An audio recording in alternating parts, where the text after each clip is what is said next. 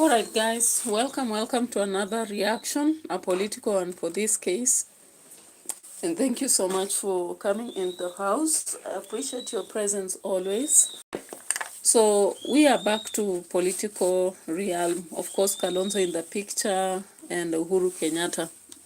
Now, a lot of us know that Kalonzo Musyoka is a wavy character who cannot cement his own stance in political realm, and therefore he requires some assistance from somebody who has been there already to push his narrative through this presidential seat. It's not easy, guys. Politics in Kenya is sometimes quite challenging and difficult to pursue. Now let's just check on this. Let's check on this.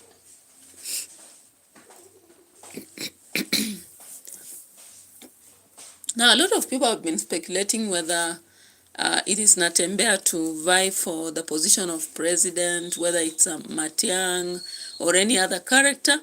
And of course, so many people are just against the fact of having Gachagua there because of the previous profiling. You know, it happens that in politics, previous profiling might affect the current aspect. And no wonder we can see some sagas waking up even around Matiang and any other person. But let me assure you that no one lacks a saga. Of course, Kalonzo Musyoka, whom many people believe doesn't have a saga, the Kasongo, or rather Ruto, came up and decided to talk about how long he has been in politics and how he has not done much. And of course, I've seen some people buying that narrative. And therefore, let's go through an analysis right here so that I get time to do a reaction, at least on my other channel that I've been too busy to do a video from. So let me open this. From David Wafula's end, there is a video that I'm going to play from Natembeya, and let's see what we can gather from it.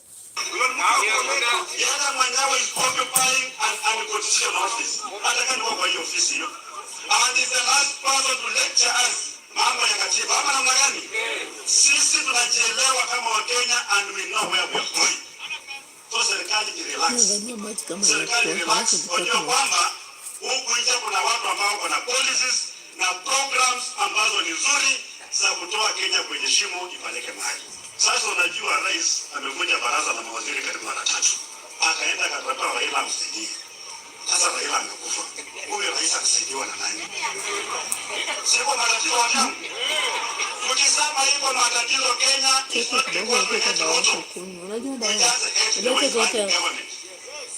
and all of us belong to this country by right. Hakuna mwingine atakana kupingia mwingine kiwa katika taifa la Kenya. This one I tell them until my last breath. Sitaomba mtu ruhusa kuwa katika taifa la Kenya. Na sitaomba mtu ruhusa kuongea masuala ambayo yanahusu watu wetu. There is no shame in being united. Tunakuwa pamoja, tuongee na wengine pia ambao wako pamoja, tuende serikali. Ama namna gani? Ili kupatia watu kwa mifuko is not enough. We want development. Real development. Tunataka tupate kazi, barabara zijengwe, tupate maji. Wale tutanganya. Wanatuambia kwamba hii tuko na makosa. Imeleta unhealthy competition. Hivi vikombe ulifaa uweke ndani maji ya moto. Unaweka ndani maji. Sasa matokeo ni watoto wa matajiri wameenda kwa shule nzuri. Watoto wa maskini wote mnahangaika hapa, mmepelekwa shule mbovu kweli kweli. Iko mama mwingine hapa Kiminini, mtoto wake amepelekwa Kilifi. Day school, Kilifi. Anaenda kuishi na nani huko? When we raise these things, wanasema sisi hatuna akili. Mimi niliambiwa mnapanga mambo ya sayansi ya STEM. Mnasema kwamba kila shule iko na laboratory. Mr. President. Weka ndani maji na ulete. Hazina laboratory. Sasa ni mahangaiko ndio mahangaiko. Leta huko. Wametoa responsibility from government. Wameleta responsibility from people. Sasa hizi mtoto wako akianguka mtihani ataambiwa kwamba you chose the wrong pathway. Social science, sijui michezo, sijui science. Mtoto wa miaka 12 unataka achague pathway. hata baadhi wanaelewa ni nini. Sasa masomo yamekuwa tangu the president anabadilisha vitu for the sake of changing things. Sasa grade at the best grade today, ile grade mzuri hadi mtoka amepata ni E. Wametoka kwa A wameenda kwa E. Hawa wanatubeba aje? Wanatubeba aje? Wanafikiri ni mange. Hadi E kwanza A kwa yeye kwa nasema what about E? Sasa kila mtu anataka apate E. Kuna mwingine karibu mama yake ameamua anapata E. Anakuwa amepita mtihani. Alright guys, so that is Natembea for you. You've seen all through Natembea is very critical about what the government is doing. Even though not everything is wrong, we have some aspects that actually can be understood. But then there is that level of which you don't understand what is happening. And of course, currently with the CBC or CBE, many parents are confused. And the sad situation is the school placement. You know, like you get students who have got almost the same mark, but there are students who are being forced to go to sub-county schools while others are being taken to extra-county schools. Now, long ago, parents used to have students selected in 3 different level schools, and then you could take your child wherever you want. However, in this system, they are trying to insist that there is no way we are going to change, which is impossible because from what I know, especially for students who want to come from boarding school and go to day schools, whether we like it or not, they are going to go to schools they will manage. Why? School fees is going up in January. This reality hit us hard in November when it was indicated that the amount that is allocated to schools is going down almost halfway. So automatically that tells you that there is no money that is going to be available for the students. The supplementation of education has now been considered null and void, meaning that every parent will carry the burden of school fees wherever they are. Now, when you listen to Natembea, Wakareu, Gikuyu Comedy, welcome. Thank you so much for coming to my channel. I appreciate your presence, and always subscribe to the channel if you are new here. If you are a member, remember to like the video as we proceed, and also remember to share the videos with those who have not watched. Now, the reality is what Natembea is saying, he is putting some extra information in this, like exaggerating, but the reality is when you look on the ground, what you see is so surprising. It's shocking at the same time. Some parents have kids who have finished grade 9 and they're going to grade 10, but they're not sure what is going to happen. In reality, even some institutions don't understand what is going to happen there next year. The same happens to some teachers. They are not even aware about what they are going to teach the grade 9, grade 10 from January. And of course, January is here already with us, and resources are limited. What I know, when the government rushes stuff like this, the books that are going to come out will be so funny with a lot of errors. You can actually check this from the previous books which were confirmed for the, that is the previous classes, the current Form 3 students who are the final one at the level of 844. Now, Natembea is insisting that even though the government saw errors in 844 as a result of competition and brought CBE, they are not ready for it, they are not even informed about what it demands, and they are not set to have it. Why am I saying this? You consider most teachers who've been hired under JS, and they have been running with the system just like that without awareness of what to do. Though workshops have been rushed, like 1 week workshop, 2 weeks workshop, those cannot work because I've been in education for long. What I can tell you for sure, those teachers are just going to do guesswork. Because you cannot do a workshop for 1 week and become competent in what you have to offer the students.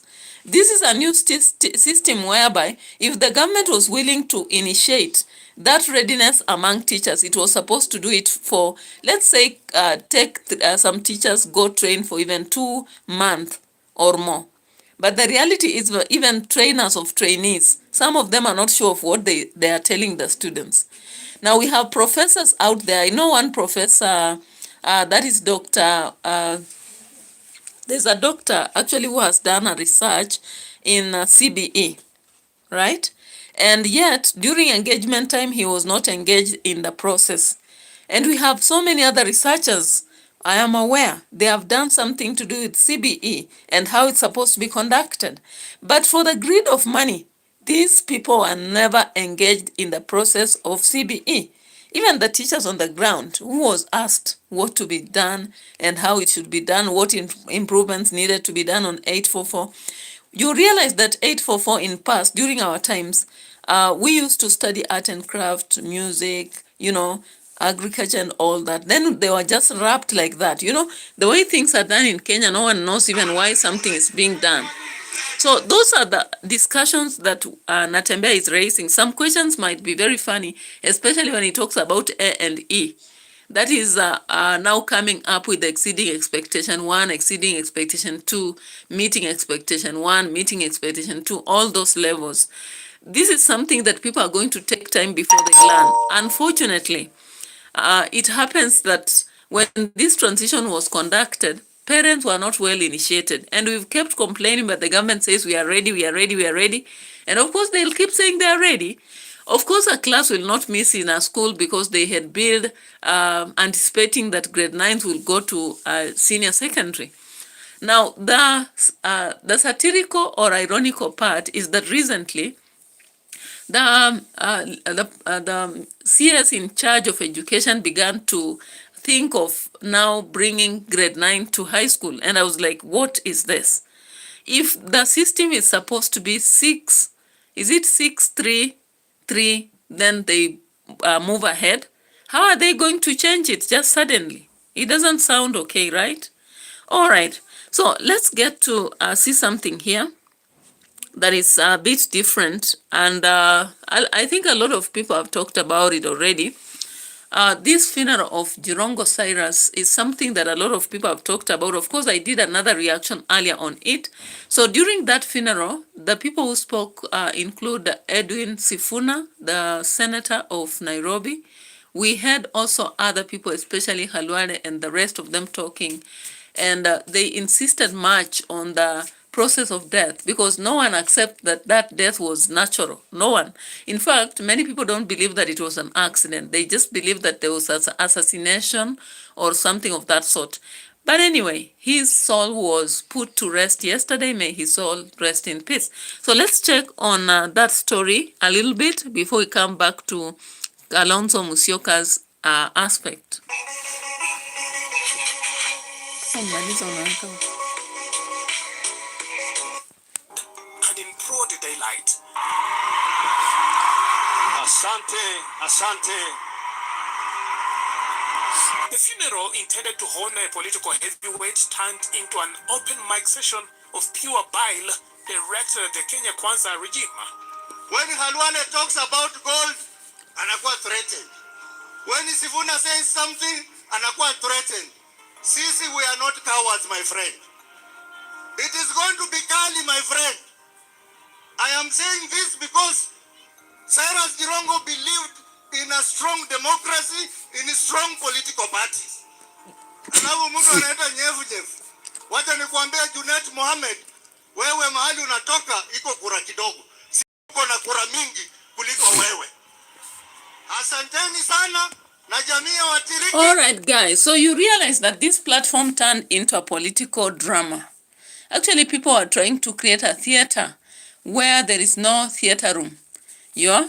So you realize that people are circumlocuted, and instead of now talking about the nitty-gritties, they started attacking each other, informing each other about where the votes are and something like that. I don't know how you perceive this, but because 2027 is approaching, I feel like the politicians are blowing trumpets and pulling, the rope towards their end and all that. And it's unfortunate because it does not really help us. But anyway, let's listen to what they were saying and what the emphasis was here. Musisahau hiyo torch. Musisahau hiyo torch. Asanteni sana, Mungu awabariki.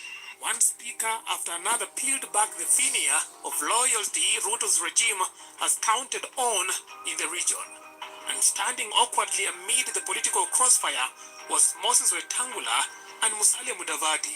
Ruto's regional appointment reduced to spectators as the home crowd turned hostile. Mukituambia ndugu yangu aligongana na basi. Ati basi nenda wapi? Busia. Imebeba passengers wangapi? 65. Watu wanaenda Busia ni watu gani? Kuna mulia Kenya hii ajui Jirongo. It all began when George Haniri picked up the mic. With precision, he fired the first shot at the government, setting off a chain reaction. Hali uliponiacha. Nikamuuliza ndugu yangu, unajua tuko na mkutano kesho na wewe? Akaniambia ndio, hata ndio nataka kutoka niende nyumbani kwake Gigiri. Sasa vile tunaambiwa alipatikana Naivasha, na yeye hakuwa na mpango ya safari ya Naivasha.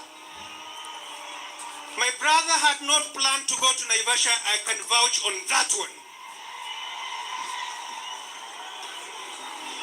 And I want to tell you my people, nataka munisikize. Namjua huyu ndugu yangu sana. Hali alivyoongea na mimi, you are lying to me if you tell me Jirongo drove himself to Naivasha. It is a lie. He never drove himself to Naivasha. Namjua sana. Kwa hivyo amekufa kwa hali ambayo ni tatanishi. Na wakati tunauliza maswali, we mean it. Wala wanasikia vibaya tukuuliza maswali, we will continue asking these questions. The tone in the tent shifted, smiles vanished, and defenders of the regime sat tight as the floor turned against them.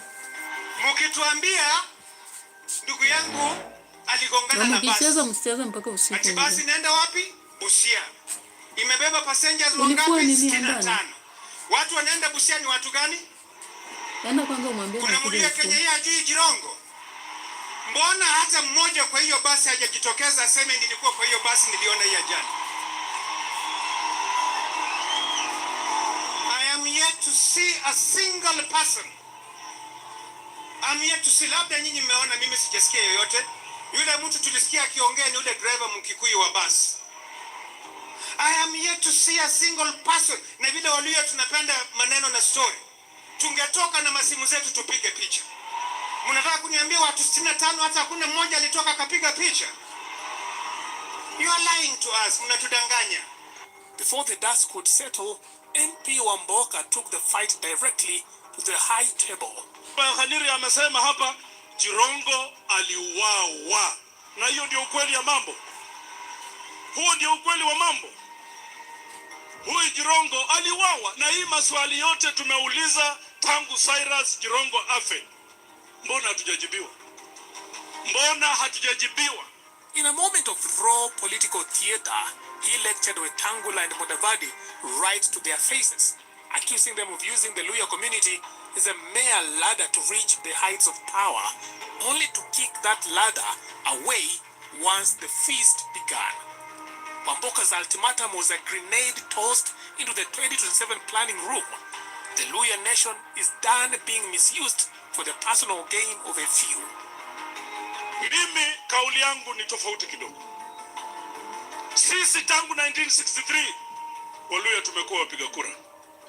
Watu wanakuja, wanatumia Waluhya kwa migongo yao, wanavuka, wanaenda. Wanasahau hawa raia ambao ni wananchi wanawapigia kura. Kauli yangu ni hii. Nimesikia viongozi wetu wakubwa hapa Waluhya anasema 2027 sio yetu. Mimi nimejipanga 2032. Hiyo ni yako. Sisi tunataka Mluhya kwa meza 2027. Waluhya mnataka 2027 ama mngoje 2032? ClickUp is the AI-powered work platform that unifies your entire team and all your tools together. Mnajua, ndugu zangu Waluhya, tuambiane ukweli. Wale Waluhya wako na roho kama ya huyu Jirongo ni wachache sana. Watu wawili watatu wakianza kukula wakiwa ndani ya serikali wanafikiri Waluhya wanakula. Hapana. Hapana. Hapana. Nyinyi mkikula kuleni ya saa hii. 2027 Waluya watajipanga wakue kwa meza. Na wale wanataka support ya Waluya, taarifa iwafikie ndio hii. Wale wanataka Mluya asimame na wao, munisikie na munisikie mzuri. Munisikie. Munisikie. Mimi nakasirishwa sana. Mimi ni Mluya. Ukikata hapa utaona jogoo inatembea. Yale mambo yanaendelea hapa. Ndugu zetu wakienda maendeleo, huko kwingine maendeleo inaendelea sana. Lakini hapa kwetu hakuna maendeleo. Hapa kwetu barabara zikikuja ni za milioni 100. Mumeona juzi rais amekuwa Kiambu, barabara ni ya bilioni 4 kuendelea mbele. Barabara zetu tuko nazo hapa ni zile bado Rais Uhuru Kenyatta ulituachia hapa. Tuambiane ukweli.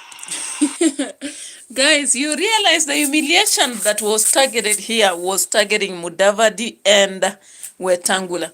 And of course, shamefully, they were seated right in the crowd watching without speaking because it was a moment to undress them. It is true that Mudavadi and Wetangula have been selfish leaders who actually protect their name and their families. And of course, their families are, much of their kids study abroad and they have investments all over the place. But they don't care about the rest of the Kenyans. And not just Kenyans, but the rest of the people from Western. Of course, all the time they call themselves the kingpins of Western. But what do they have to show for that? We remember the time that Gachagua talked about shares. Many people actually attacked him, indicating he was tribal. But the reality hits us hard to realize that it is not just them who had shares. It is not just Gachagua. Wetangula and Mudavadi were given shares for Western, and they squandered it for their own families, which is very unfortunate. And therefore, when currently people stand to support Wetangula or Mudavadi, I just wonder, what is their vision? But from the burial at this Jirongo, let's listen to what Sifuna shares here, and we can move on to the next agenda. ODM.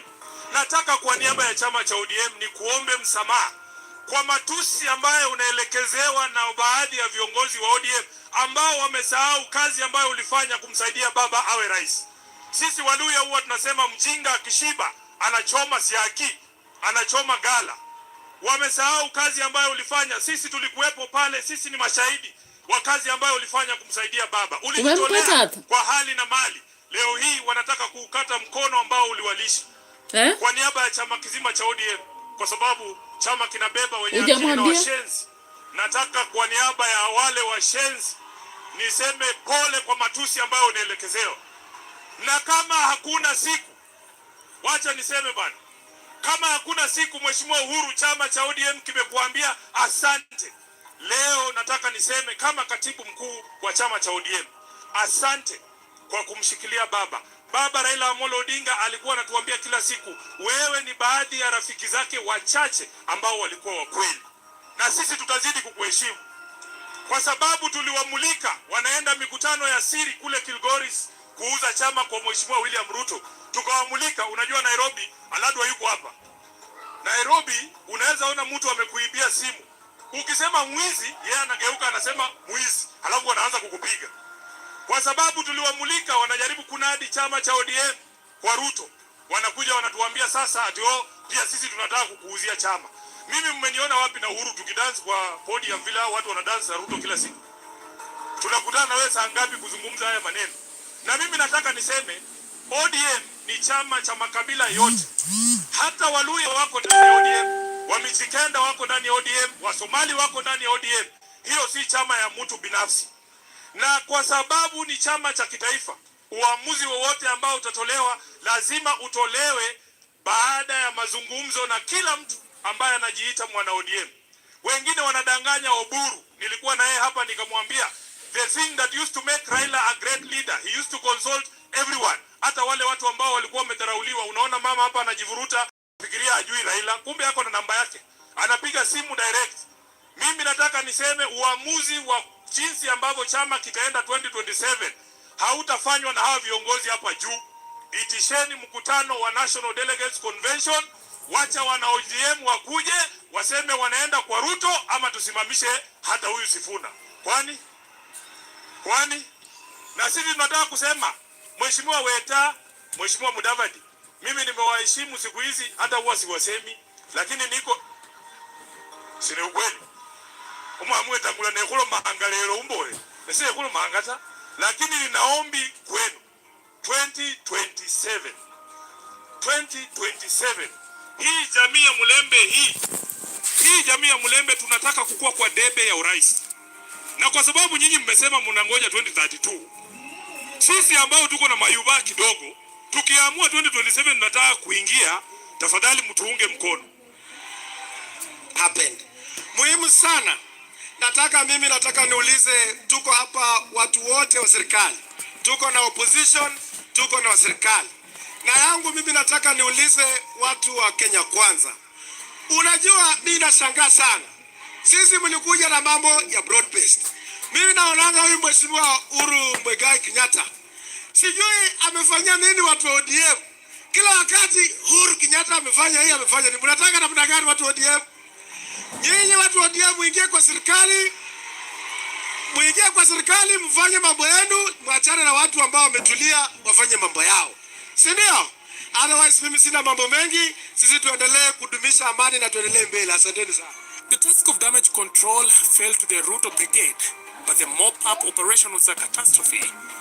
Busia Governor Paul Otuoma attempted to play the adult in the room, scolding those attacking the government. But the crowd was extremely broke. They couldn't buy his lectures.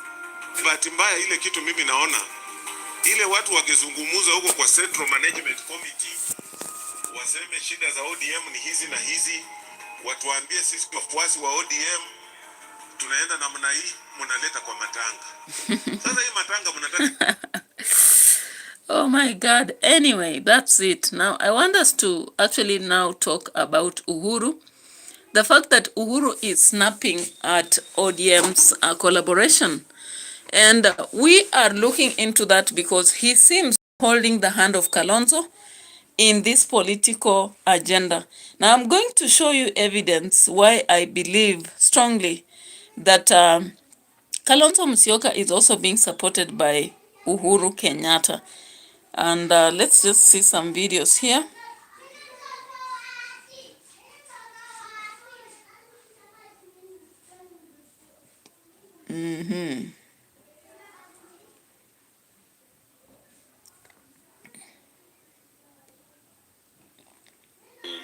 Yeah, so of course, Kalonzo is strongly being supported by Ruto.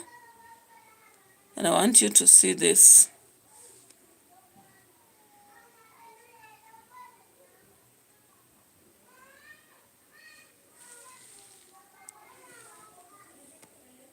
Due to his untimely death, plans had to change. And from how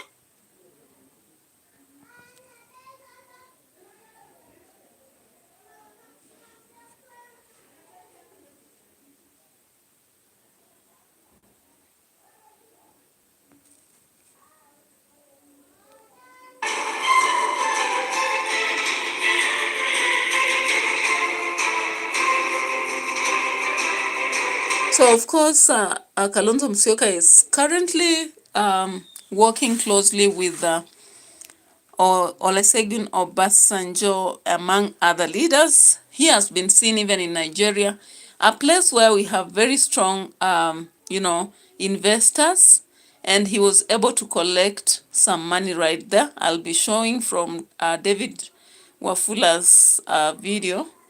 So let's check on this.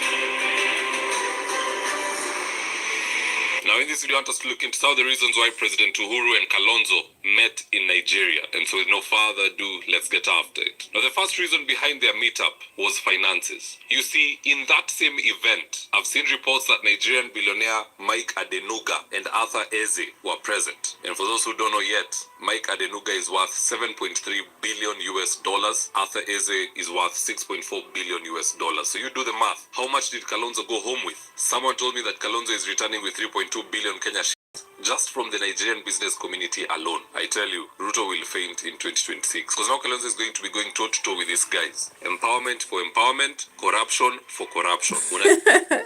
All right, guys, I don't support corruption, but actually it seems that in Kenya, when you are running into politics, you have to play the same games that your opponents are playing, or else you are never going to see the leadership at all. It's never a fair game in Kenya. When it comes to politics, you have to be wide, you have to be corrupt, you have to actually be ready to defend your votes, you have to be ready to even pull in votes and all that. So from what David Wafula is sharing, Uhuru Kenyatta is holding firmly the hand of Kalonzo Musyoka currently to make sure that he gets the presidential seat. Will he get it? Just drop your comments on the comment section based on what the discussion under here. And of course, when you look at this, you realize that Olusegun was a very close friend to Raila Odinga. He even proposed that he should go for the seat of ESC, and of course he must have seen potential in him. And now currently the fact that he's close to Kalonzo Musyoka speaks volumes, because when it comes to politics, you should not see coincidence in the meeting between someone and another.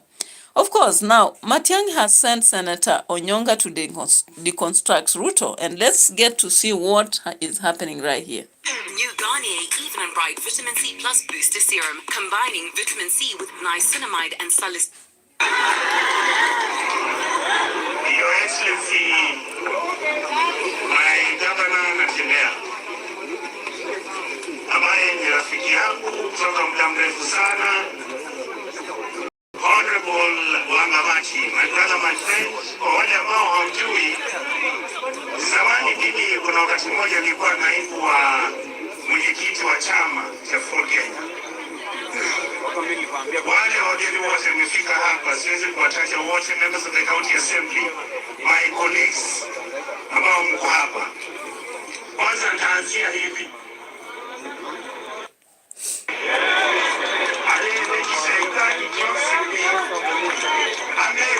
Kishaitani jambo tile mami akaniambia, yes, tell them that their man is very strong. If I was a young girl, I would talk to him. You see, Your Excellency, that's my mother. Number two, the second message my mother gave me is for the Luya nation. We are 9 brothers. Number 1 alikuwa anaitwa Mugekuyu. Number 2 alikuwa anaitwa Muruya. Number 3 alikuwa anaitwa Momeru. Number 4 alikuwa Mukisi. Number 5 alikuwa Mukamba. Actually, Mukamba is number 4, Mukisi number 5. Number 6 Wembu. Number 7 alikuwa nani? Number 8 Mijikenda. Number 9 alikuwa Mkuria. Hao ndio vijana ngapi? 9 ambao wazaliwa kwa desturi yetu wa Kisii.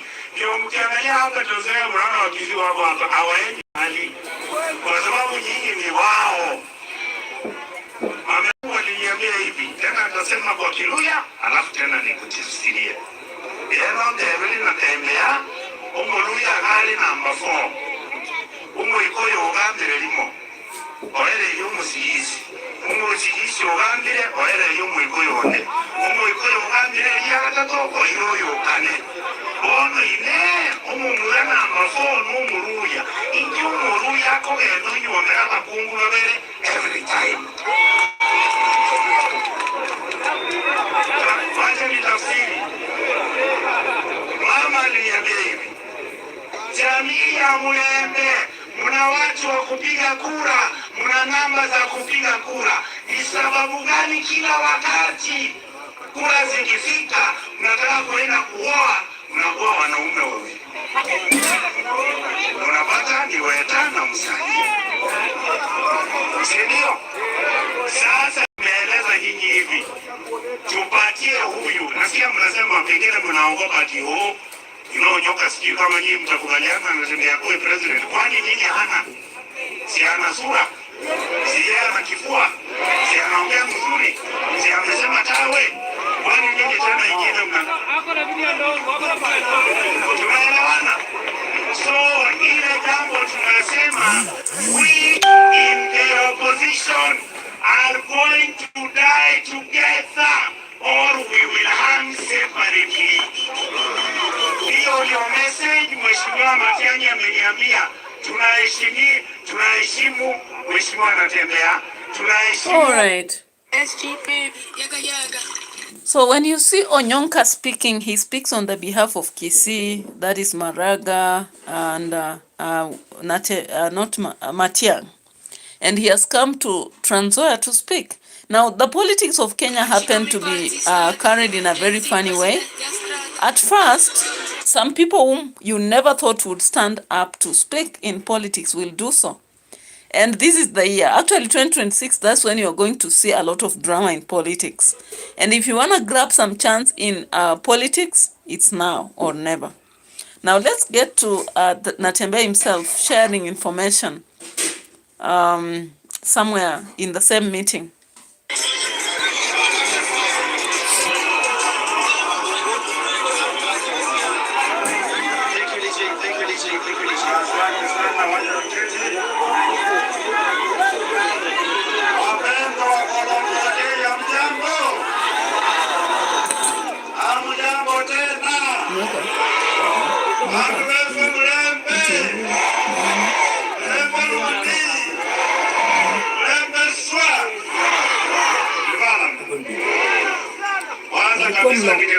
KALONZO. Washukuru nyinyi wote wakuja kwa wingi sana siku ya leo. Ningependa pia kuchukua nafasi kama inakuwa the president anabadilisha vitu for the sake of changing things. Sasa great and the best great today. Ile great nzuri alikuwa amepata ni tujenga industry, watu wapate kazi, wajenge nyumba wenyewe. Kama namna gani? Saa hizi wafanyikazi wa serikali na wale wengine ambao wanalipa mishahara wanakatwa pesa tu housing levy ya kwenda kujenga hizo nyumba. Lakini hakuna mwenye ametoa pesa ambayo anapewa hiyo nyumba. Hiyo nyumba tena tunaenda kununua. Tumejenga na pesa yetu tena tunaenda kununua. Hii serikali inakaa namna gani bwana? Wakati rais anasema sisi ni wajinga, anatupa kama wajinga, but we are not fools. We are not stupid. We know exactly what they are doing and we are going to call them out. Ama mnagani watu wetu? Sasa watu wangu mimi niongea hii maneno. Sasa walali wanaanza kutafutia njia. Hata hii mkuu labda hao ndio wanisumbua. Lazima tuseme kweli, ndio? Maana ushuru wa Wakenya is not personal property to be used the way you want. Ushuru wa Kenya lazima tumike as per the law. Hii kitu wanasema ati infrastructure fund, even members of the National Assembly, even members of Parliament, hawajui kinachofanyika namna gani.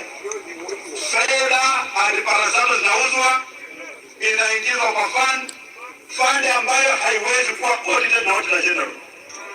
Inakuwa managed na private liability company. Ati infrastructure fund. Wakati mnajenga mabarabara, hata hapa Saboni mnajenga barabara ya lami inapita pale, inakuja kubeba nini?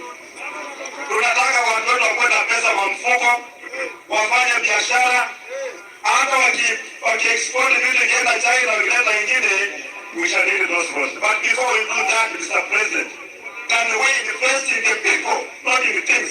Ama namna gani?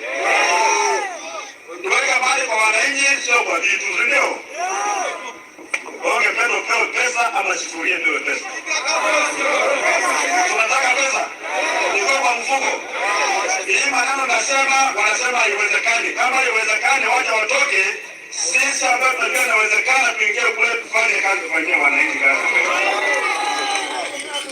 Yeah, so guys, of course, that is the political fiasco that is going on in Kenya with a lot of people campaigning left and right. All right, so with politics, somebody uses the current failures to build the next agenda.